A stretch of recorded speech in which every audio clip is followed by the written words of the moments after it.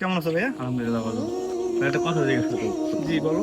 আমরা যে হেদায়েতের উপর আসছি, এটা আমরা বুঝবো কিভাবে? আচ্ছা, সুন্দর একটা প্রশ্ন করছো। এক সাহাবী আল্লাহ নবী সাল্লাল্লাহু আলাইহি সাল্লামকে জিজ্ঞাসা করছে যে হুজুর সাল্লাল্লাহু আলাইহি সাল্লাম, আমরা হেদায়েতের উপরে আছি কিনা এটা কিভাবে বুঝবো? আর নবী সাল্লাল্লাহু আলাইহি সাল্লাম বলছে যে যদি তোমার ভিতর তিনটা আমল থাকে বা তিনটা গুণ থাকে তাহলে তুমি বুঝবে তুমি কি হেদায়েতের উপরে আছো। তা তিনটা গুণ কি? এক নম্বরে নবী সাল্লাল্লাহু আলাইহি সাল্লাম বলছে যে তিনটা গুণের ভিতর প্রথম গুণটা হলো যে তোমার দুনিয়া বিমুখ হওয়া।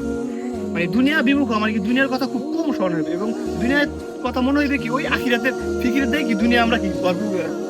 এবং দুই নম্বরে বলছে যে মৃত্যুর কথা কি বেশি বেশি স্মরণ করা। দুই নম্বরে কি মৃত্যুর কথা বেশি বেশি কি স্মরণ করা, বেশি বেশি মৃত্যুর কথা স্মরণ করা।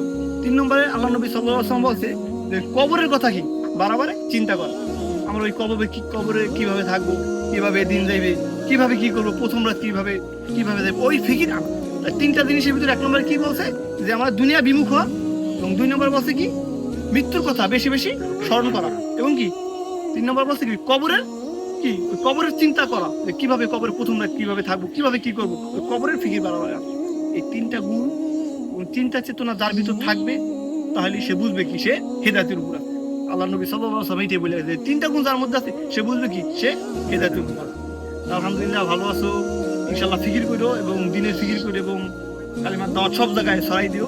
ভালো থাকো আর আমার জন্য দোয়া করো। আসসালামু আলাইকুম।